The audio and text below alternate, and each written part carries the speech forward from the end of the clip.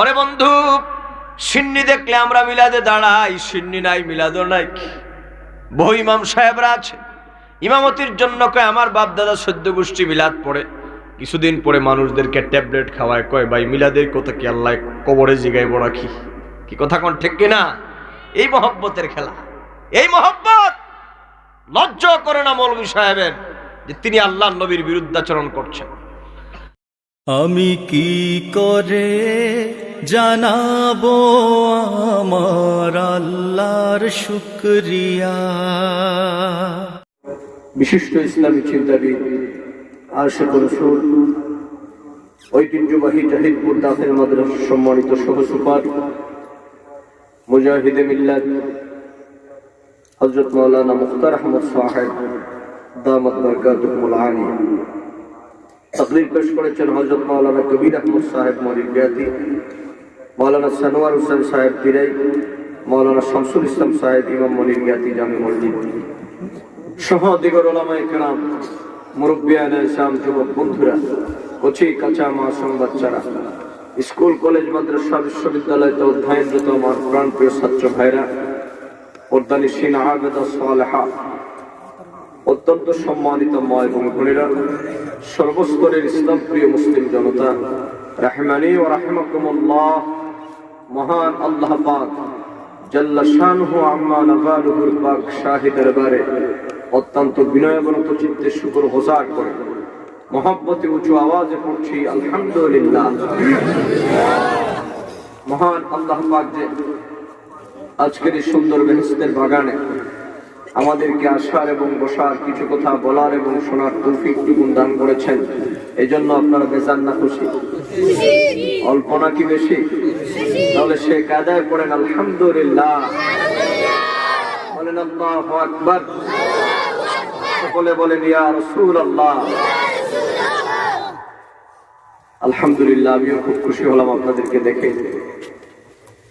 প্রিয় সুধী, সময় খুবই কম, আমি অত্যন্ত অল্প সময়ের মধ্যে আল্লাহ পাক যদি তৌফিক দান করেন সুনির্দিষ্ট বিষয়বস্তুকে কেন্দ্র করে কিছু কথা বলে আমরা মোনাজাত করে একসাথে বিদায় নিব, বলে ইনশাআল্লাহ। সেই সময়টুকুন পর্যন্ত কি আপনারা থাকবেন না আমারে তুইয়া ভাগবেন? কারা কারা ভাগার নিয়ত আছে একটু সাহস করে হাত তুলেন দেখি। কি চাচা ভাগবেন? হ্যাঁ বাবা থাকবেন। এবার কারা কারা থাকবেন ডান হাত তুলে আল্লাহকে দেখান, বলেন আল্লাহু আকবার। ওয়াদা করছেন কার সাথে? এরকম কথা বললে ওয়াজ হবে না, গভীর রাত আওয়াজ দিতে হবে। ওয়াদা করছেন কার সাথে? যদি আমারে প্রিয় ভাগেন, ধরবে কি আপনাদের থানার ওসি সাহেব না ধরবে আল্লাহ? কাজে বুঝে হোক না বুঝে হোক, ওয়াদা যেহেতু করছেন, ভাগার আর কোনো সুযোগ। আল্লাহ যেন আজকের এই সুন্দর মাহফিলকে আমাদের সকলের পক্ষ থেকে যেন কবুল করেন, সবাই পড়েন আমিন। প্রথমে দুইটা কথা বলবো। তাবারুকও আছে, গরু দিয়ে বিরিয়ানি আছে ইনশাআল্লাহ। এক পার্টি আছে হুজুর ওয়াজটা খালি শেষে নেন, আমরা আসতে আছি, এই পার্টি রেডি আছে টাকাতে। তো হুজুর যখন খালি মিলাতে দাঁড়াইবো আমরা আসবো ইনশাআল্লাহ। আচ্ছা আপনারা আসেন, অসুবিধা নাই। আপনারা যারা বসছেন আমাদের লোক কম না, বাড়িঘর থেকে আপনারা ভাবতে পারেন মানুষ অনেক কম। আলহামদুলিল্লাহ মানুষ অনেক, আসলে আমরা বসার জায়গা দিতে পারবো না। মারহাবা কন। দুইটা কথা, সময় যেহেতু খুব অল্প, কেউ কোনো কথা বলবেন না, মনোযোগের সাথে শুনবেন, পারবেন তো? বলেন ইনশাআল্লাহ। ছোট ছোট বাচ্চা বাবা যারা আছে তোমরা শোনো, কেউ কোনো কথা বলবে না, হ্যাঁ চুপচাপ বসে থাকো। প্রিয় সুধী, আমাদের মধ্য দিয়ে একটি চাঁদ অতিবাহিত হচ্ছে। এই চাঁদের নাম হলো মাহে রজবুল মুনাজ্জাম। কথা বুঝে থাকলে আপনারা জবাব দেন, এই চাঁদের নাম হলো মাহে রজব। হাদিসে পাকের মধ্যে এসেছে রজব নামে আল্লাহ পাক সুবহানাহু ওয়া তাআলা জান্নাতের মধ্যে একটা নহর প্রবাহিত করে রেখেছেন। যে ব্যক্তি এই রজব চাঁদের মধ্যে একটা নফল রোজা রাখবে, আল্লাহ পাক সুবহানাহু ওয়া তাআলা তার আমল নামার মধ্যে 100 বছরের নফল ইবাদতের সওয়াব দান করবেন। আপনাদের সুবহানাল্লাহর আওয়াজে বোঝা যায় 100 বছরের নফল বন্দেগী বিরাট কিছু না। কিরে ভাই, 100 বছর বাঁচবেন আপনি? এই যুবক কথা বলো না, বাঁচবেন? তাহলে আওয়াজ দিতে হবে, জবান দিয়েছেন কে? তো সুবহানাল্লাহ আলহামদুলিল্লাহর আওয়াজ আসতে হবে কেন? সুবহানাল্লাহ বললে সওয়াব হয় না গুনাহ হয়? লাভ হয় না ক্ষতি হয়? তাহলে আওয়াজ কি আসতে হবে না জুড়ে হবে? তাহলে ফজিলতের কথা শোনার পর দেখি আপনারা আবার কিভাবে বলেন। রিওয়ায়াতের মধ্যে এসেছে রজব নামে আল্লাহ পাক জান্নাতের মধ্যে একটা নহর প্রবাহিত করে রেখেছেন। যে ব্যক্তি রজব চাঁদে একটা নফল রোজা রাখবে আল্লাহ পাক তাকে দুইটা পুরস্কার দিবেন। এর মধ্যে একটা হলো তার নামায়ে আমলের মধ্যে আল্লাহ পাক 100 বছরের নফল বন্দেগীর সওয়াব দান করবেন। দ্বিতীয়ত আল্লাহ পাক তাকে জান্নাতের মধ্যে রজব নামক নহর থেকে সুপেয় সুমিষ্ট পানি আল্লাহ পাক হাসরের ময়দানে পান করায় দিবেন। এক একটি চাঁদ এক একটি কারণে মহামর্যাদাবান। মুহররমুল হারাম চাঁদের 10 তারিখ শাহাদতে কারবালার কারণে মর্যাদাবান। এরপরে সফর চাঁদ আখেরি 4 সোমবার কারণে স্মরণীয়। এরপরে রবিউল আউয়াল শরীফ 12ই রবিউল আউয়াল আখেরি জামানার নবী, নূর নবী, হায়াতুন নবী, জিন্দা নবীর আগমনের মাস 12ই রবিউল আউয়াল। ঠিক তদ্রূপ রজব চাঁদ কেন সম্মানিত? কারণ এই চাঁদের 26 তারিখ দিবাগত রাত আল্লাহ পাক জাল্লা শানুহু আম্মা নাওয়ালুহু কোন নবীর ভাগ্যে যা দেন নাই আমাদের নবীর ভাগ্যে তা দিয়েছেন। আমার নবীকে মসজিদে হারাম থেকে দাওয়াত দিয়ে জিব্রাইলের মাধ্যমে আল্লাহ পাক আরশে আজিমের মেহমান বানিয়ে সেখান থেকে মসজিদে হারাম থেকে মসজিদে আকসা বাইতুল মুকদ্দাস জেরুজালেম, সেখান থেকে প্রথম, দ্বিতীয়, তৃতীয়, চতুর্থ, পঞ্চম, ষষ্ঠ, সপ্তম আসমান পাড়ি দিয়ে এরপরে সিদরাতুল মুনতাহা, এর থেকে ৩৬,০০০ বছর এই রাস্তা পার করায়া আরশে আজিমের মধ্যে তার বন্ধুকে নিয়ে আল্লাহ পাক ইচ্ছে করে দিদার দিয়ে আমার নবীকে ধন্য করেছেন। এই জন্য এই মাস হলো আমার নবীর মেরাজের মাস। মারহাবা কর। আপনারা বেজান না খুশি?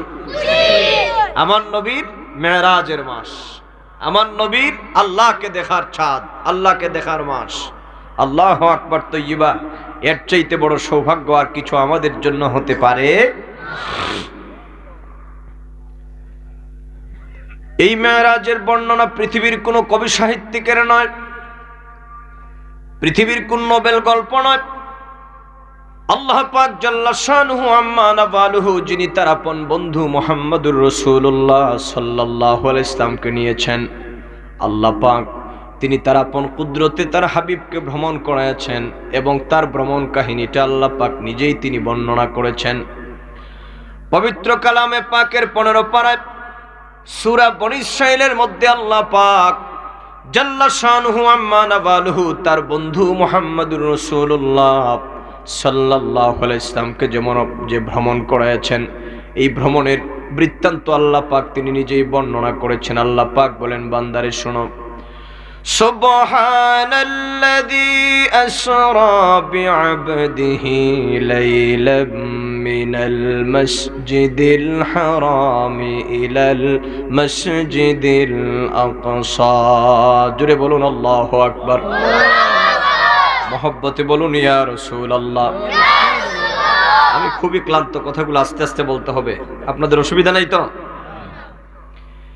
এই আয়াতের মধ্যে আল্লাহ পাক 4টা প্রশ্নের জবাব দিয়েছেন।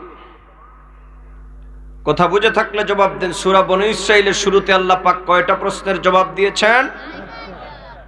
প্রথম নম্বর প্রশ্ন হলো, কেউ যদি বলে ভাই মেরাজ কে সংগঠিত করেছেন? দ্বিতীয় নম্বর প্রশ্ন হচ্ছে মেরাজ কাকে করাইছেন? তৃতীয় নম্বর প্রশ্ন হচ্ছে মেরাজ কোন জায়গা থেকে কোন জায়গা পর্যন্ত হয়েছে? চতুর্থ নম্বর প্রশ্ন হলো মেরাজ কেন হয়েছে? কথা কি বুঝেন আমার বাবাজি? তাইলে কথা বলেন, কয়টা প্রশ্ন এবং তার জবাব আল্লাহ পাক দিয়েছেন। প্রথম প্রশ্ন হলো, পৃথিবীর কোন মানুষ যদি বলে মেরাজ পৃথিবীর কোন নবীর ভাগ্যে জুটে নাই, মুহাম্মদ সাল্লাল্লাহু আলাইহি ইসলামের ভাগ্যে মেরাজ হয়েছে, এই মেরাজ কে সংগঠিত করেছেন? এই প্রশ্ন যদি পৃথিবীর মানব সম্প্রদায় করে, পৃথিবীর কোন মানুষ যদি করে, আল্লাহ পাক বলেন, বান্দারে তোমরা বলবা পৃথিবীর কোনো মানুষ মেরাজ করায় নাই। সুবহানাল্লাযী আসরা, মহামহিয়ান, মহাশক্তিমান, মহাপরাক্রমশালী আল্লাহ পাক, যিনি পৃথিবীর মধ্যে সবচেয়ে ক্ষমতাবান, যার ক্ষমতার কোনো তুলনা হতে পারে না, সেই মহাশক্তিশালী আল্লাহ পাক আপন কুদরতে তার বন্ধুকে মেরাজের মধ্যে নিয়েছে। এজন্য আল্লাহ পাক শব্দটা ব্যবহার করেছেন সুবহান। সুবহান আল্লাহর অসংখ্য গণিত তাফসীর এসেছে, হাদিসে পাকের মধ্যে অনেক বর্ণনা আল্লাহর হাবিব পেশ করেছেন। এক কথায় যদি বলেন সুবহান আল্লাহ শব্দের অর্থ হচ্ছে মহাপবিত্রময়, মহাশক্তিধর যিনি, তিনি হচ্ছেন আল্লাহ। দেখুন, পৃথিবীতে মেরাজের ঘটনা সকলের বিশ্বাসযোগ্য হবে না। কথা বলেন না বাবা, ঠিক না? সকলে বিশ্বাস করতে পারবে না। এই পৃথিবীর এক শ্রেণীর কাফের এবং বেঈমানেরা তো বিশ্বাস করেই নাই, আরেক শ্রেণীর মুসলমান নামদারি মুনাফিকরা আছে, তারা আজকে রজবের চাঁদে তারা অর্ধ পাগল, পুরো পাগল হয়ে গেছে। ওরা বলে মুহাম্মদ সাল্লাল্লাহু আলাইহি ওয়াসাল্লামের মেরাজ সশরীরে হয় নাই, হ্যাঁ যদিও হয়ে থাকে সেটা স্বপ্ন যুগে হয়েছে।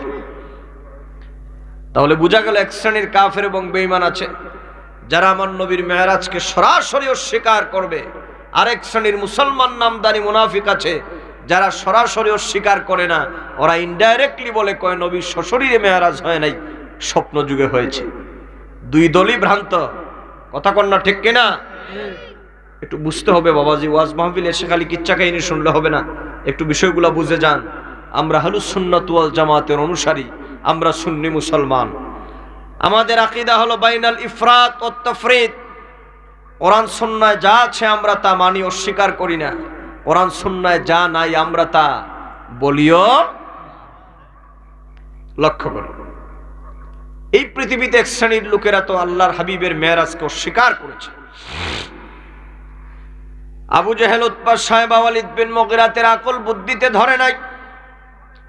কেমন করে সম্ভব একজন ব্যক্তি রাতের একাংশে, পুরা রাত্র নয়, লাইলান মানে কিয়দাংশে, রাতের একাংশে এত পরিভ্রমণ করা একজন ব্যক্তির পক্ষে তো সম্ভব নয়, তাদের জ্ঞান বুদ্ধিতে ধরে নাই।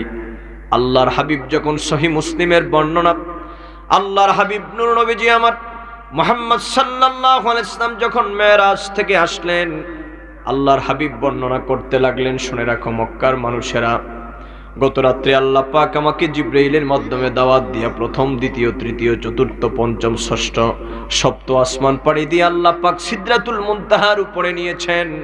এরপরে আরশে আজিমের মধ্যে নিয়েছেন। জান্নাত দেখলাম, জাহান্নাম দেখলাম। খোদার খোদাইত্ব দেখার পরে আমি রাসূল যখন আসলাম, আসার পরে দেখতে পেলাম আমার বিছানার উষ্ণতা এখনো বাকি আছে। বিছানার উষ্ণতা বুঝেন তো? মানে রাতের বেলায় যখন ঠান্ডার দিনে কম্বল মুড়ি দিয়া, লেপ কাঁথা মুড়ি দিয়া ঘুমালে পড়ে দেখবেন আপনার বিছানার মধ্যে এক প্রকারের গরম ভাব আসে। এটা এমন গরম নয় যে আপনার শরীর পুড়ে যাবে, এটা এমন গরম নয় যে লেপটা সরায় রাখলে কয়েক ঘন্টা থাকবে, সামান্য সময় উষ্ণ ভাব থাকে। কথা বলেন ঠিক কিনা? আল্লাহর হাবিব বললেন, এসে দেখলাম পানিটা ওজুর পানি এখনো গড়ায় যায়। আমি এসে দেখলাম আমার দরজার করাটা এখনো নড়ে। আবু জেহেল, উতবা, শায়বা অট্ট হাসি দিয়া তারা বলল, ভাতিজা কও কি? এতদিন বলেছ তোমার আল্লাহ একজন আছেন, কিন্তু তোমার আল্লাহকে তো দেখা যায় না। এক শ্রেণীর লোকেরা তোমার রব, তোমার আল্লাহ পাককে মেনে নিয়েছে। এখন আবার তুমি বলতেছো নাকি তুমি এক রাতের ভিতরে তো জাহান ভ্রমণ করে আসছো। ভাতিজা, এটা কি কথা হইল নাকি? আবু জেহেল তার বিশ্বাস হয় না, মনে মনে ভাবতে লাগলো, দিস ইজ দ্য পয়েন্ট, কি করা যায়? তার সহচরদের সাথে পরামর্শ করলো, একজন আরেকজনের সাথে পরামর্শ করে সিদ্ধান্ত নিল। তারা কয়, এই আজব ঘটনা, এই ঘটনা যদি নবীর সাহাবীদেরকে বলা যায় তাহলে আমাদের মনে হয় তাদের ভিতরে আর নবীর প্রতি ঈমান থাকবে না। বেঈমান তো সে নিজের মতো করে মনে মনে ভেবেছে, নিজের মতো করে ভেবেছে। এভাবে মনে হয় বললে পরে আবু বকর সিদ্দিক রাদিয়াল্লাহু তাআলা নবীর থেকে দূরে সরে যাবেন। কথা বলবেন না? প্রিয় সুধী বন্ধুরা আমার, আবু জেহেল মনে মনে ভাবল, আবু বকর সিদ্দিক রাদিয়াল্লাহু তাআলার কাছে যায়। সাত সকালে চলে গেল আবু বকর সিদ্দিক রাদিয়াল্লাহু তাআলার পাশে। বাইরের থেকে টুকা দিল, ভিতর থেকে জবাব আসলো, কে? কয় দরজা খুলো। আবু বকর বড় একটা আশ্চর্যান্বিত খবর আছে, দরজা খুলো। হযরতে আবু বকর সিদ্দিক রাদিয়াল্লাহু তাআলা তিনি দরজা খুললেন। খুলে দেখতে পেলেন সাত সকাল বেলায় আবু জেহেলকে তার দরজার সামনে দাঁড়ানো। বলতে লাগলেন, আবু জেহেল, কি মতলব নিয়ে তুমি এসেছো, কি ব্যাপার? কয়, তুমি তো আরাম করে ঘুমাচ্ছ, একটা সংবাদ আছে তোমার। কয়, কি? কয়, তুমি যেই নবীর উপর ঈমান এনেছো তিনি যা বলেন তা তুমি শোনো। উনার কথায় কথায় তোমরা লাফাও, উনার কথায় কথায় তোমরা চলাফেরা করো, কিন্তু জানো নি তিনি এমন কিছু কথাবার্তা বলছেন যে এই কথাগুলো আমাদের জ্ঞান বুদ্ধিতে ধরে না, বিশ্বাসে ধরে না। কয়, কি কথা? এই পুরোটা ঘটনা তিনি বর্ণনা করলেন। হযরতে আবু বকর সিদ্দিক রাদিয়াল্লাহু তাআলা পুরোটা ঘটনা তিনি শুনলেন। শোনার পরে আবু জেহেল মনে মনে ভাবতেছে, এই তো শেষ, আবু বকর আর মনে হয় আল্লাহর নবীর কদমের পাশে যাবে না। কিন্তু রে মনির গাতির মুসলমান, যুবক বন্ধুরা, মুরব্বী বাবারা, সাহাবায়ে কেরামদের ঈমান তো এমন ঠুনকো নয় যে আবু জেহেলের মতো বেঈমানের কথা আবু বকর সিদ্দিক রাদিয়াল্লাহু তাআলা আমার নবীর প্রেম থেকে দূরে সরে যাবেন, এইরকম ঈমান তো নয়। কথা বলেন ঠিক কিনা? আমাদের ঈমান তো লড়র বড়র ঈমান। ওরে বন্ধু, সিন্নি দেখলে আমরা মিলাদে দাঁড়াই, সিন্নি নাই, মিলাদও নাই। বহু ইমাম সাহেবরা আছে, ইমামতির জন্য কয় আমার বাপ দাদা সদ্য গোষ্ঠী মিলাদ পড়ে। কিছুদিন পরে মানুষদেরকে ট্যাবলেট খাওয়ায়, কয় ভাই মিলাদের কথা কি আল্লাহ কবরে জিগাইব নাকি? কি কথা কোন ঠিক কিনা? এই মহব্বতের খেলা, এই মহব্বত লজ্জা করে না মৌলভী সাহেবের যে তিনি আল্লাহর নবীর বিরুদ্ধাচরণ করছেন। আমাদের ঈমান হলো ঠুনকো ঈমান। আর কিয়ামতের আগে আল্লাহর হাবিব, সহিহ বুখারী জিলদে সানির হাদিস, আল্লাহর হাবিব বলেছেন, ইউসবিহ মুমিনান ওয়া ইউমসি কাফিরান, ইউমসি মুমিনান ইউসবিহ কাফিরান। আমার উম্মতের মধ্যে কিয়ামতের আগে এক শ্রেণীর পরিপাটি, দেখতে বড় নাদুস নুদুস মানুষ মনে হবে, পোশাক আশাক দেখলে পরে জিব্রাইলের তালতো ভাই মনে হবে। কি কথা কোন আছে না নাই? বহু মানুষ আছে না, দাড়ি টুপি জুব্বা দেখলে মনে হবে জিব্রাইলের খালার ঘরের ভাই। কিন্তু নবীর প্রেম নাই, আল্লাহর হাবিবের মহব্বত নাই। নবী বলছেন, ওরা সকাল বেলায় ইমানদার, বিকাল বেলায় বেঈমান হবে, বিকাল বেলায় ইমানদার, সকাল বেলায় বেঈমান হবে, এরকম লোক হয়ে যাবে। কিন্তু আল্লাহর হাবিবের সাহাবীদের ব্যাপারে আল্লাহর নবী কি বর্ণনা করেছেন শোনেন আমার বাবাজিরা। এই পৃথিবীতে একমাত্র সাহাবীদের ঈমানের গ্যারান্টি দিয়েছেন আল্লাহর হাবিব। আল্লাহু আকবার। আল্লাহর হাবিব বলেছেন, আল ঈমানু ফি কুলুবিহিম আযমু মিনাল জাবাল। রে পৃথিবীর মানব সম্প্রদায় শুনে রাখো, আমার এক একটা সাহাবীদের ভিতরে ঈমান এবং আমি নবীর প্রেম কেমন। আল্লাহর হাবিব সমুচ্চারিত কণ্ঠে ঘোষণা করে দিলেন, আমার এক একজন সাহাবীদের ভিতরে আল্লাহর পাহাড়ের চাইতে শক্ত ঈমান বিদ্যমান। পাহাড়কে যদি ধাক্কা দেন কয়েকজনে মিলে, যে একটা পাহাড়কে সরায় দিবেন, সম্ভব হবে ভাই? কথা কোন না, সম্ভব হবে? আর যদি লাত্তি মারেন, পাহাড় ভাঙবে না, আপনার ঠ্যাং ভাঙবে। দৃঢ় প্রাচীরের মতো সাহাবীদের ঈমান ছিল। আবু জেহেল এই বেঈমান মনে করল আবু বকর সিদ্দিক রাদিয়াল্লাহু তাআলা আনহুকে এই কথাটুকুন বললে পরেই মনে হয় আল্লাহর নবীর কদমে পাক থেকে দূরে সরে যাবেন। কিন্তু দেখুন আবু বকর সিদ্দিক রাদিয়াল্লাহু তাআলা কি জবাবটা দিলেন। সকালবেলায় আবু জেহেলকে বললেন, আবু জেহেল রে, সাত সকাল বেলায় তুমি আমার হুজরার মধ্যে এসে চড়ে আবু জেহেল, কিন্তু তোমাকে আমি কিছু বলতে পারি না, আল্লাহর হাবিবের নিষেধ। কিন্তু তুমি শুনে রাখো, তোমার মতলব হয়েছে আল্লাহর হাবিবের মেরাজের কথা আমারে বলেছ। তুমি মনে মনে ভেবেছিলে আমি মনে হয় স্বীকার করবো রে আবু জেহেল। কিন্তু শুনে রাখ আবু জেহেল, তুই আমারে বল, আল্লাহর হাবিব তার নূরানি জবানে পাক দ্বারা এই ঘটনাটা তিনি বর্ণনা করেছেন নাকি? আবু জেহেল বলতে লাগলো, কয় হ্যাঁ, এই মুহূর্তে আমি আমার কান দিয়ে শুনে আসলাম তোমার নবী তার জবান দিয়ে বলতে লাগলেন এই রকম ঘটনা। তিনি নাকি তামাম দুনিয়া ভ্রমণ করে আসছেন, জান্নাত জাহান্নাম দেখে আসছেন। এবার হযরতে আবু বকর সিদ্দিক রাদিয়াল্লাহু তাআলা আনহু আল্লাহু আকবার বলে শাহাদাত আঙ্গুলি আকাশের দিকে তুলে দাঁড়িয়ে গেলেন আর বলতে লাগলেন, আবু জেহেল শুনে রাখ, যেদিন থেকে আমার নবীর কদমে আমি আত্মসমর্পণ করলাম, কালিমা পড়ে মুসলমান হয়ে গেলাম। সেদিন থেকে আমার বলতে কিছু নয়, আমার জীবন যৌবন সব আবার নবীর কদমে আমি সঁপে দিলাম। আরে আবু জেহেল শুনে রাখ, আমার জীবন যৌবন সব আমার নবীর কদমে সঁপে দিলাম। শুনে রাখ, তুই মনে করেছিস আমার নবীর এই কথাটা আমি বিশ্বাস করব না, কিন্তু শুনে রাখ, আল্লাহর হাবিব যদি তার আপন জবানে পাক দ্বারা যদি মেরাজের ঘটনা বর্ণনা করে থাকেন রে আবু জেহেল, তাহলে তাম দুনিয়ার মানুষ যদি ঘটনা বিশ্বাস করতে না চায়, আমি আবু বকর সাক্ষী দিয়ে দিলাম আল্লাহর হাবিবের মেরাজ সত্য, তাতে কোনো সন্দেহ নাই। আল্লাহু আকবার বলেন, আল্লাহু আকবার। দৌড়ে চলে আসলেন আল্লাহর হাবিবের দরবারে, বললেন ইয়া রাসূলুল্লাহ, নবী গো, ইয়া হাবিবাল্লাহ। আবু জেহেল এইভাবে এই ঘটনা বলল, নবীজি ঠিক কিনা? আল্লাহর হাবিব বললেন, হ্যাঁ, তোমাকে তো পাই নাই আমি এই রকম ঘটনা সংক্ষেপে বলছি। তখন আবু বকর সিদ্দিক রাদিয়াল্লাহু তাআলা আনহু আবার তাসদীক করলেন, সত্যতা প্রদর্শন করলেন। তিনি বললেন, ইয়া রাসূলুল্লাহ, আমি মেনে নিলাম। সঙ্গে সঙ্গে আল্লাহ পাক জিবরিল আমিনকে পাঠিয়ে দিয়া বললেন, ইয়া রাসূলুল্লাহ, আজকে থেকে আবু বকর নয়, শুধু আমি আল্লাহর পক্ষ থেকে একটা উপাধি দিয়ে দেন। আপনি নবীর মেরাজকে বিশ্বাস করার কারণে আজকে থেকে আবু বকর আস-সিদ্দিক মহা সত্যবাদী হয়ে গেল। সুতরাং আবু জেহেলের দৃষ্টি আর আবু বকর সিদ্দিক রাদিয়াল্লাহু তাআলা আনহুর দৃষ্টিভঙ্গি বেশ কম আছে না নাই? এ বাবাজি তাড়াতাড়ি কথা বলেন, অনেক কথা বাকি আছে, বলেন বেশ কম আছে না নাই? আবু জেহেল আল্লাহর নবীকে দেখেছে, ইমানের নজরে দেখতে পারে নাই। সে দেখেছে আব্দুল্লাহর পুত্র মুহাম্মদ। আর আবু বকর সিদ্দিক রাদিয়াল্লাহু তাআলা আনহু দেখেছেন তিনি তো হাবিবে খোদা। আবু বকরের নজর সম্পর্কে পবিত্র কোরআনুল কারীমের সূরা ইয়াসিনের মধ্যে আল্লাহ পাক স্পষ্ট ধারণা দিয়ে বলেছেন, নবী আমার, ওরা বলতো, ক্বালু মা আনতুম ইল্লা বাশারুম মিসলুনা। হুজুর, তারা আপনাকে কিভাবে মানবে? মেরাজের ঘটনা কিভাবে তারা স্বীকার করবে? তারা তো আপনাকে বলে নবী তো আমাদের মতো একজন সাধারণ মানুষ। ক্বালু মা আনতুম ইল্লা বাশারুম মিসলুনা, নবীকে সাধারণ মানুষ বলতো কাফেরেরা। এজন্য আবু জেহেলের বিশ্বাসে লয় নাই মেরাজ যে সম্ভব হবে।